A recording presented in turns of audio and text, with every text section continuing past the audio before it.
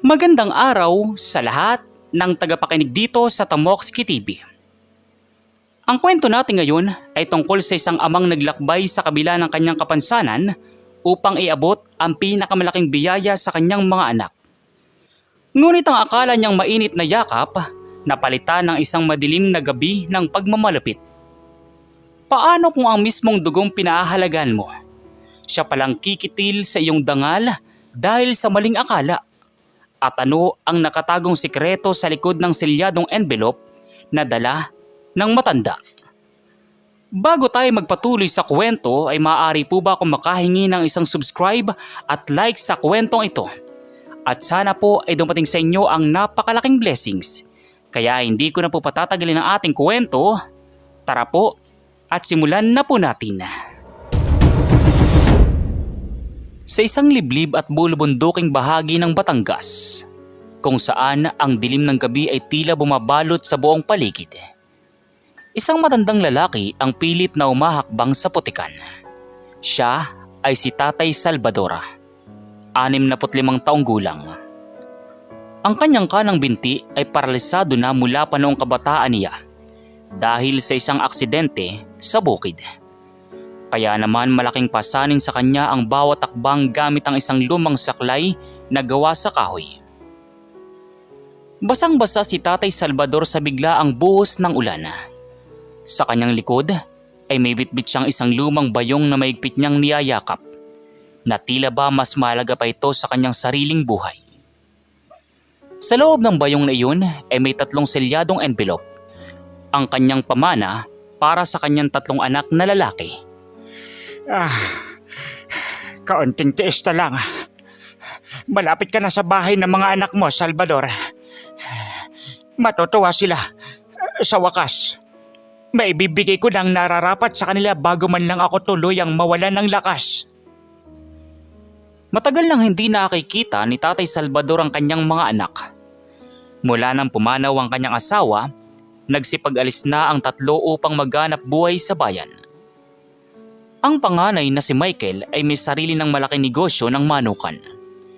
Ang pangalawa na si Arvin ay isang manager sa isang malaking talyer. At ang bunso na si Norbin ay matagumpay na rin sa kanyang sariling buhay. Ngunit sa paglipas ng mga taon, unti-unting nakalimutan ng 3 ang kanilang ama. Ni hindi man lang nila ito dinadalaw o pinapadala ng kaunting tulong sa lumang kubo nito. Ngunit hindi nagtatanim ng galit si Tatay Salvador. Kaya naman nang makuha niya ang kabuoang kabayaran sa malawak na lupang ibinenta niya sa korporasyon, isang napakalaking halaga. Ang unang pumasok sa kanyang isip ay ang kanyang mga anak. Narating ni Tatay Salvador ang tapat ng isang malaking bahay sa Batangas.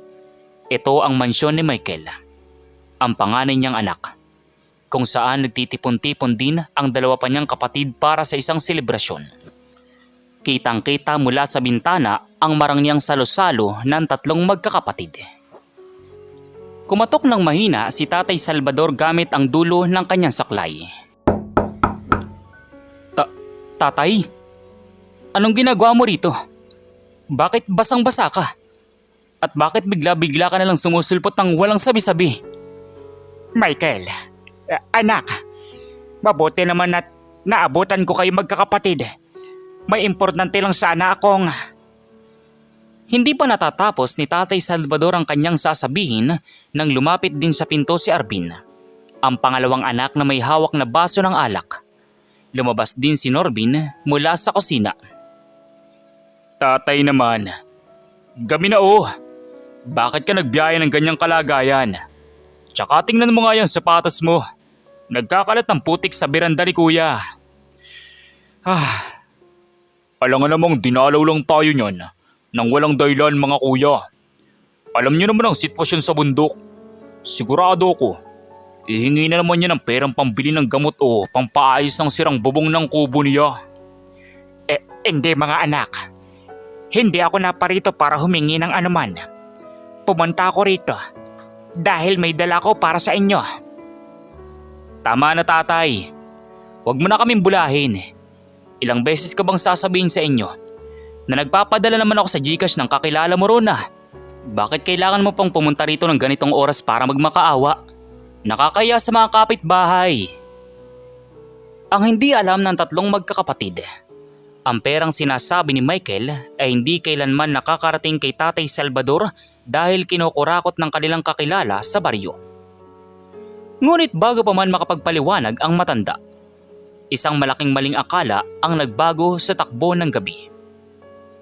Dahil sa panginginig sa ginaw at pagod, nawala ng balanse si Tatay Salvador. Nabitawan niya ang kanyang saklay at napakapit siya sa braso ni Michael upang hindi matumba. Sa biglang pagkilos na ito, napatabig niya ang isang mamahaling florera sa mga pintuan na nabasag sa sahig. Ang florera ko, tatay! Ano ba? Sinasadya mo ba yan para pilitin kaming bigyan ka ng pera? Kuya, nagwawala na si tatay. Baka may balak pang magnakaw yan dito o manira ng gamit para mapilitan tayong kupkupin siya. Tingnan mo yung bitbit niyang lumang bayong. Baka balak niyan dyan. Ilagay ang mga gamit natin. Pigilan nyo. Baka makasakit pa yan o makabasag pa ng iba. Itali nyo muna sa upuan sa garahe habang hindi pa kumakalma. Sa gitna ng dilim, ulan at galit, ang tatlong anak na pinaglaanan ni Tatay Salvador ng kanyang buong buhay ay nagtulungan upang kaladkarin ang kanilang sariling ama patungo sa madilim at malamig na garahe. Pilit nilang inagaw ang lumang bayong, ngunit maigpit itong niyakap ng matanda sa kanyang dibdib. Kaya naman sa galit ni Michael, kumuha ito ng isang lumang panali.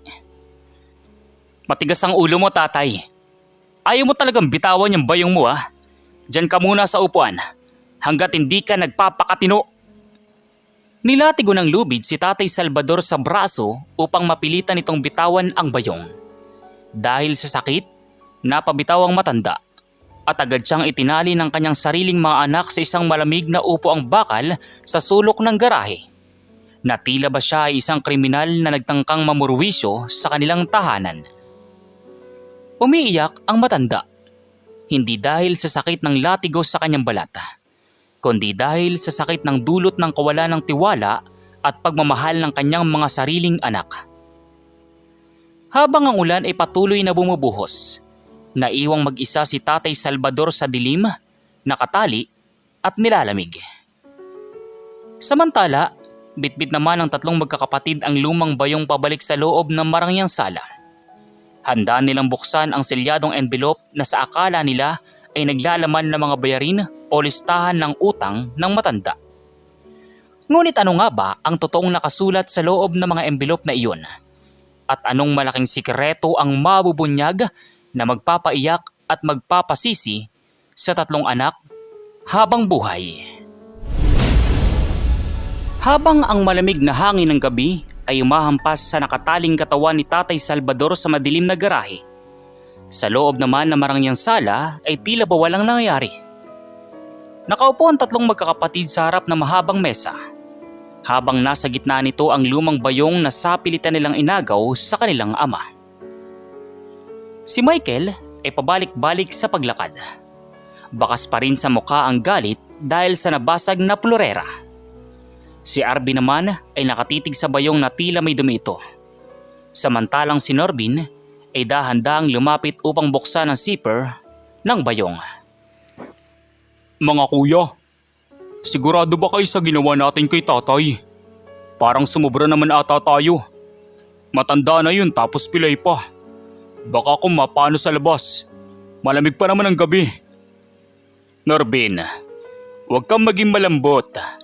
Nakita mo naman kung paano siya nagwala kanina, di ba? Kung hindi natin ginawa yun, baka kung ano pa mabasag niya rito sa bahay ni kuya. Tsaka tingnan mo nga yung bayong nadala niya. Amoy lupa, basang-basa ng ulan. Sigurado ako, may dalang suliranin lang yan sa atin. Tama si Arby, Norbin. Sa panahon ngayon, kailangan mong maging matigas. Ang daling sabihin na ama natin siya. Pero nasaan siya nung nagpapakapagod tayong magkakapatid dito sa bayan? Ngayong nakikita niyang mayaman na tayo, bigla siyang susulpot? Buksan mo na yung bayong, Norbin. Tingnan natin kung anong dramang dala na matandang yan. Dahan-dahang binuksan ni Norbin ang lumang bayong. inasahan nilang makakakita sila ng mga lumang damit na marumi o kaya naman ay mga resibo ng utang sa tindahan sa bundok. Ngunit laking gulat nila nang ang tumambad sa kanila ay 3 malalaking brown envelope. Malilinis ito, tuyong-tuyo dahil nakabalot sa makapal na plastik at may nakasulat na pangalan sa bawat isa gamit ang lumang ploma. Michael, Arvin at Norbin. Ano to? Bakit may kanya-kanya tayong envelope? Huwag mong sabihin na listahan ito ng mga ginastos niya sa atin nung bata pa tayo at pilit niyang pababayaran ngayon. Akin tong isa. Tingnan natin kung anong nilalaman. Binuksan ni Michael ang envelope. Ang unang humawak sa kanyang mga kamay ay isang makapal na dokumento. Nang basahin niya ang unang pahina, nanlaki ang kanyang mga mata. Nawala ang kayabangan sa kanyang mukha at napalitan ito ng matinding gulat. Ang hawak niya ay isang titulo ng templo o Deed of Absolute Sale at isang land title na nakapangalan na sa kanya. Isang malawak na lupain sa sentro ng Batangas na nagkakahalaga ng milyong-milyong piso ang nakasaad doon bilang pamana. Ngunit hindi lang yun. Sa ilalim ng dokumento ay may kasamang isang sulat kamay na mensahe mula kay Tatay Salvador. Para sa aking panganay, kay Michael. Anak, alam kong abala ka sa iyong negosyo at hindi mo na ako nadadalaw. Hindi ako nagagalit. Ang lupang ito ay ibinebenta ko na sa isang malaking korporasyon at ang nakapangalan dyan ay ang iyong bahagi. 1,000,000 piso bilang panimula at ang titulo ng natitirang lupa para lumawak pang iyong manukan. Hindi mo na kailangan mamroblema sa utang mo sa bangko dahil bayad ko na. Mahal ka ng tatay. Nanginginig ang boses ni Michael habang binabasa niya ang sulat. Dahil doon ay natahimik ang buong sala. Ang baso ng alak na hawak ni Arvin ay muntik nang mabitawan nang marinig ang binasa ng kanyang kuya. Agad na binuksan ni Arvin at Norbin ang kani-kanilang mga envelope. Tulad kay Michael, kay Arvin ay naglalaman din ng titulo ng isang komersyal na lote sa bayan na pangarap niyang pagtayuan ng sariling talyer. Kasama ang tseke na nagkakahalaga ng 1,000,000 piso. At kay Norbin, ang bunsong anak, ay ang titulo ng isang magandang bahay at lupa.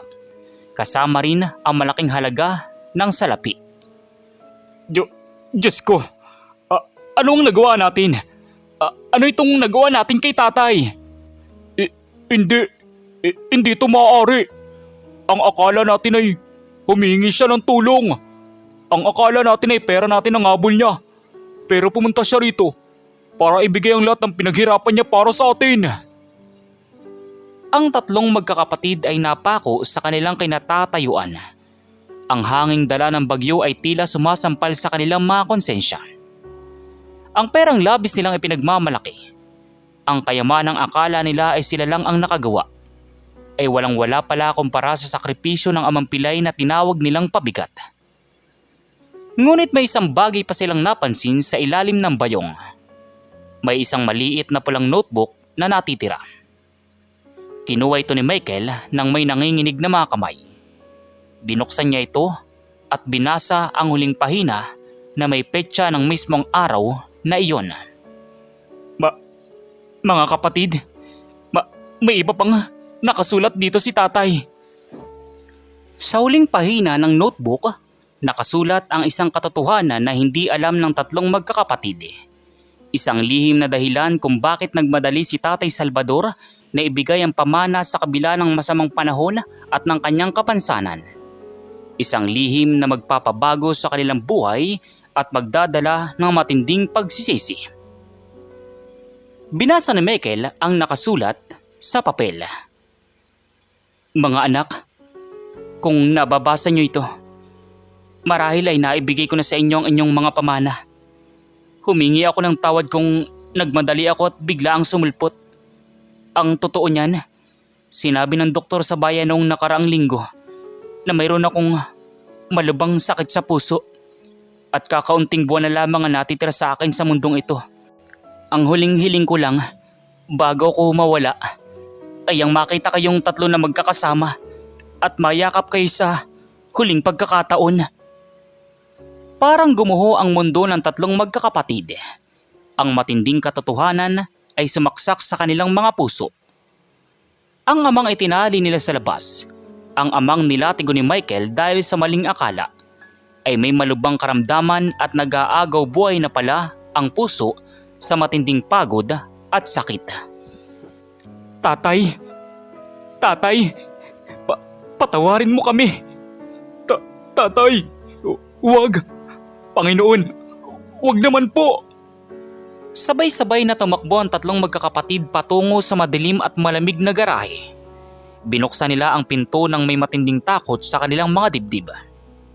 Ngunit pagdating nila roon, ang tumambad sa kanila ay isang eksenang tuluyang nagpabagsak sa kanilang mga tuhod sa simyento. Si Tatay Salvador ay nakayuko, hindi na gumagalaw. Ang lubid na nakatali sa kanyang mga kamay ay nabalutan na ng lamig ng gabi. Walang boses na lumalabas sa kanyang mga labi at ang kanyang mukha ay maputlang maputla na sa ilalim ng liwanag ng kidlat. Patay na nga ba si Tatay Salvador dahil sa pinsalang dulot ng lamig at latigo ng sarili niyang anak? O may natitira pa siyang huling lakas para sa isang mas matinding revelasyon? Sa madilim at malamig na garahe, ang tatlong magkakapatid ay nagkakagulo sa matinding takot at pagsisisi. Agad na lumuhod si Michael sa harap ng kanyang ama. Nanginginig ang mga kamay habang pilit na kinakalagan ang lubid na siya mismo ang nagtali kanina. Si Arvin naman ay umiiyak habang hinahawakan ng tila yelo sa lamig na mga kamay ng matanda. At si Norbin ay natataranta sa pagtawag ng ambulansya gamit ng kanyang telepono. Tatay!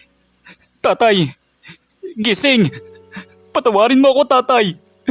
Patawarin mo ang panganay mo. Hindi ko sinasadya. Napakawalang hiya ko. Tatay! Dumilat ka pa kay Usap! Tatay! Narito na kami. Ang mga anak mo. Huwag mo kaming iwan ng ganito, tatay. Ang dami namin pagkukulang sa iyo. Bigyan mo pa kami ng pagkakataong bumawi. Hello? Ambulansya po, pakiusap. Dito sa may subdivision sa Batangas. May matandang inatake sa puso. Pabilis po. Nag-aagaw buhay na siya. Nang sa wakas ay makalag ang lubid, dahan-dahang napasandal ang katawan ni Tatay Salvador sa dibdib ni Michael. Sa sandaling iyon, naramdaman nila ang mahina ngunit mabilis na tibok ng puso ng matanda. Hindi pa siya patay, ngunit ang kanyang paghinga ay napakababaw na at ang kanyang labi ay halos asul na dahil sa matinding ginaw at sa pinsala ng malubhanyang karamdaman. Dinala ng tatlong magkakapatid ang kanilang ama sa loob ng marangyang sala. Ang salang kanina ay ipinagdamot nila sa kanya. Inihiga nila si Tatay Salvador sa malambot na sofa. Binalot nila ito ng makakapal na kumot at pinunasan ni Norbin ang basang buhok at putik sa katawan ng kanyang ama. Pagkaraan ng ilang minutong tila walang katapusang pagdarasal ng magkakapatid, dahan-dahang dinalaw ng liwanag ang mga mata ni Tatay Salvador. Bagyang gumalaw ang kanyang mga daliri at unti-unti siyang napatingin sa tatlong anak na nakaluhod sa kanyang harapan. Lahat sila ay pulang-pula ang mga mata sa kaiiyak. Michael, Arvin, Norbin, nasaan ang bayong ko? Narito po, tatay. Narito ang bayong mo. Nabasa namin ang mga sulat mo. Nabasa namin ang tungkol sa pamana at tungkol sa sakit mo, tatay. Bakit hindi mo sinabi sa amin? Bakit mo tinis ang lahat ng ito? Patawarin mo kami kung nagawa namin sa iyong bagay na yun. Huwag kayong umiyak, mga anak ko. Walang dapat ipagpatawad. Alam kong nagulat lang kayo kanina. Ang mahalaga, bago ako tuluyang mawala ng lakas, naibigay ko sa inyo ang bunga ng aking mga sakripisyo. Gusto ko maging maayos ang buhay ninyo para hindi kayo mahirapan tulad ko na isang pilay at walang silbi sa bundok. Huwag mong sabihin yan, tatay. Ikaw ang pinakamabuting ama sa buong mundo. Kami ang walang silbi. Kami ang nakalimot sa iyo dahil sa silaw ng pera. Tumingin si Tatay Salvador kay Norbin, ang kanyang bunsong anak. Hinawakan niya ang kamay nito nang may natitira pang kaunting lakas. Ngunit sa likod ng mga matang puno ng pagmamahal ng matanda, may isang malalim na emosyon ang tila gustong kumawala. Isang bagay na matagal na niyang itinatago sa kanyang puso. Norbin, anak. Ang titulo at pera na nasa envelope mo. Gamitin mo yan para sa pamilya mo. At sana, huwag kayong mag-aaway na magkakapatid kapag wala na ako. Ang kayamanan ay nawawala. Pero ang dugo ninyo ay hindi mapapalitan ng anuman. Opo, Totoy. Pangako po. Pero wag mo munang isipin ang pag-alis. Darating ng ambulansya. Gagamutin ka ng mga doktor. Aalagaan ka namin dito sa bahay ni Kuya. Hindi nakakayanin ang katawan ko, mga anak. Ramdam ko na ang pagod ng aking puso. Pero bago man lang pumikit ang aking mga mata, meron pa akong isang huling katotohanan na kailangang sabihin sa inyo. Isang bagay na hindi ko isinama sa mga sulat sa envelope. Napatitig ang tatlong magkakapatid sa kanilang ama. Ang kakaibang tono sa boses ni Tatay Salvador ay nagdulot ng kilabot sa kanilang mga puso. Ang akala nila ay tapos na ang mga sorpresa. Ngunit tila may mas malalim at mas madilim pang lihim na nakabalot sa pamanang dala ng matanda. Ano yun, Tatay? Ano ang katotohanan ng sinasabi mo? Ang lupang ibinenta sa korporasyon. Ang lupang pinanggalingan ng milyong-milyong pisong pamana ko sa inyo ngayon. Hindi yun ang lupang kinatitirikan ng lumang kubo ko sa bundok. Kung ganun po, kanino pong lupa ang ibinenta niyo para magkaroon ng ganito kalaking pera, Tatay? Iyon na nga. Lupang pag-aari ng pamilya ng taong nagnakaw ng aking kakayahang maglakad. 35 taon na ang nakakaraan. Ang lupang pag-aari ng totoong pumatay sa inyong ina. At ang pera na nasa loob ng mga envelope na nahawak ninyo ay hindi lang basta pamana. Napanganga ang tatlong magkakapatid. Ang revelasyong ito ay hindi nila inaasahan. Bago pa man sila makapagtanong muli, biglang naging mabilis ang paghinga ni Tatay Salvador. Ang aparatong pang-monitor ng puso na dala ng kararating lang ng mga paramediko ay nagsimulang tumunog ng mabilis. Bumukas ang pinto ng sala at pumasok ang mga medik upang buhatin si Tatay Salvador. Ngunit bago pa nila mailagay ang matanda sa stretcher, hinawakan ni Tatay Salvador ang kwelyo ng baro ni Michael at may ibinulong na salita na tuluyang nagpalamig sa buong katawan ng kanyang panganay na anak. Ano ang ibinulong ni Tatay Salvador? Sino ang totoong may-ari ng lupang ibinenta? At ano ang kinalaman nito sa pagkamatay ng kanilang ina? At higit sa lahat, anong uri ng panganib ang kaakibat ng pamanang tinanggap ngayon ng tatlong magkakapatid? Sa gitna ng kaguluhan, habang isinasakay ng mga paramedic si Tatay Salvador sa stretcher, ang mga huling salitang ibinulong ng matanda ay patuloy na umuusal sa isipan ni Michael. Nanatili itong nakatayo sa gitna ng sala, tila estatwa na nawalan ng lakas, habang ang kanyang dalawang kapatid na sina Arvin at Norbin ay nagmamadali ng sumunod sa ambulansya. Ang ibinulong ni Tatay Salvador kay Michael bago ito mawalan ng malay ay, ang perang hawak nyo ay may bahid ng dugo. Hanapin ninyo ang lihim na kasulatan sa ilalim ng lumang aparador sa aking kubo. Nang makarating sila sa ospital sa bayan ng Batangas, agad na dinala si Tatay Salvador sa emergency room. Ang tatlong magkakapatid ay naiwang naghihintay sa labas, balisa at hindi mapakali. Hindi na nakatiis si Arvin at tinarap ang kanyang kuya. Kuya Michael, ano ba talagang ibig sabihin ni Tatay kanina bago siya isakay sa ambulansya? Anong lupang sinasabi niyang pag-aari ng taong pumatay kay nanay?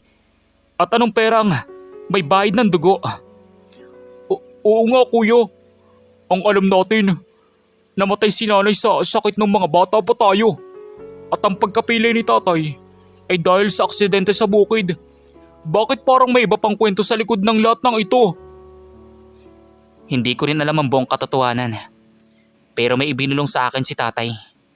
May kailangan tayong balikan sa lumang kubo niya, dun sa bundok. Ngayong gabi rin, kailangan nating malaman kung ano ang itinatago ng matanda. Habang ang kanilang ama ay nakikipaglaban para sa kanyang buhay sa loob ng ICU, ang tatlong magkakapatid ay nagpasya na bumalik sa Batangas Highlands, sa lumang kubo kung saan nila iniwan at kinalimutan ang kanilang ama sa loob ng maraming taon. Ang daan patungo sa kubo ay maputik at madilim. Ngunit pilit nilang natingnan ang daan gamit ang mga ilaw ng kanilang sasakyan. Pagbaba nila, ang lumang kubo na gawa sa kawayan at nipa ay tila ba isang multo ng nakaraan. Pumasok sila sa loob gamit ang flashlight ng kanilang mga cellphone. Agad na tinungo ni Michael ang sulok ng kubo kung saan nakatayo ang isang lumang aparador na gawa sa kahoy. Tulong-tulong ang tatlong magkakapatid na iangat at iusog ito. Sa ilalim ng sahig na kawayan, may nakatagong isang maliit na silyadong kahon na gawa sa bakal. Pinuwersa nila ito upang buksan. Sa loob ng kahon, may tumambad na isang lumang diary ng kanilang ina. Mga lumang clipping ng balita, 35 taon na ang nakakaraan, at isang lihim na kasunduan. Isang trahedya sa sakahan. Isang mag-asawa ang binaril ng mga armadong tauhan ng isang makapangyarihang pamilya dahil sa pagtangging ibenta ang kanilang lupain. Ang ina ay pumanaw habang ang ama ay nakaligtas ngunit permanenteng napilay. Basa ni Norbin. Dahil doon ay nanlaki ang mga mata ni Arvin. Diyos ko, hindi aksidente ang pagkapilay ni tatay. At hindi sakit ang ikinamatay ni nanay. Pinatay siya. Binuksan ni Michael ang lumang lihim na kasunduan. Nanginginig ang kanyang buong katawan. Tingnan niyo kung sinong nakaperma rito sa kasunduan. Ang pamilyang nagmamay-ari ng korporasyon na bumili ng lupa. Sila rin ang pamilya ng taong pumatay kay nanay at nagpatanggal ng kakayahan ni tatay na maglakad. Ngunit ang pinakamalaking twist na nagpabagsak sa puso ng tatlong magkakapatid ay ang pangalan ng korporasyong nakasulat sa dokumento. Ang korporasyong nagbigay ng milyong-milyong piso kay Tatay Salvador para sa lupa ay ang mismong korporasyon kung saan si Michael, Arvin at Norbin ay ang mga pangunahing kasosyo at stockholders sa bayan. Sa madaling salita, ang perang ipinagmamalaki ng tatlong magkakapatid. Ang marangyang buhay na tinatamasa nila ngayon ay nagmula sa parehong kumpanya na binuo ng mga taong sumira sa buhay ng kanilang mga magulang. At ang pamanang ibinigay ni Tatay Salvador sa kanila ngayon ay ang kabuoang pera na nakuha ng matanda ng persahan niyang bawiin ang hustisya sa pamamagitan ng pagbebenta ng huling ari-arian ng mga pumatay sa kanyang asawa. Sa gitna ng kanilang matinding pagkagulat at panginginig sa katotohanan, biglang tumunog ang telepono ni Michael. Ito ang doktor mula sa ospital. Hello? Dok, kamusta po ang tatay ko? Mr. Salvador, humingi ako ng paumanhin. Ginawa namin ang lahat ng aming makakaya. Ngunit tuluyan ang bumigay ang puso ng inyong ama dahil sa matinding pagod, lamig, at sa pinsala ng kanyang katawan. Pumanaw na po ang inyong ama. Eksaktong 12:00 ng hating gabi. Tuluyang binitawan ni Michael ang kanyang telepono. Napaload siya sa maraming sahig ng lumang kubo ng kanyang ama, kasabay ng pag-iyak ni na Arvin at Norbin. Ang amang itinuring nilang pabigat, ang amang nilatigo at itinali nila sa labas sa ilalim ng ulan ay namatay ng may dalang matinding sugat sa puso. Hindi lang dahil sa kanyang sakit, kundi dahil sa kalupitan ng sarili niyang mga anak. Tinanggap nila ang pamana, ngunit ang pamanang ito ay may kasamang matinding sumpa ng pagsisisi na dadalhin nila habang buhay. Ngunit sandali, may isa pang huling papel na nakadikit sa likod ng diary ng kanilang ina. Isang maikling tala na isinulat ni Tatay Salvador bago siya bumaba ng bundok upang pumunta sa kanilang bahay. Isang huling mensahe na magbubukas ng pinal na twist ng kwentong ito. Ano ang huling nakasulat sa papel na iyon? At paano babaguhin ng tatlong magkakapatid ang kanilang buhay matapos ang trahedyang ito? Sa loob ng lumang kubo sa bundok ng Batangas, binalot ng matinding katahimikan ang tatlong magkakapatid. Ang balita ng pagpanaw ni Tatay Salvador ay tila isang malaking pison na dumanas sa kanilang mga pagkatao. Patay na ang kanilang ama. Namatay ito sa mismong gabi kung kailan pinagkaitan nila ito ng kalinga, nilatigo at itinali sa malamig na garahe dahil sa maling akala. Hawak pa rin ni Michael sa nanginginig na mga kamay ang huling papel na nakadikit sa likod ng lumang diary ng kanilang ina.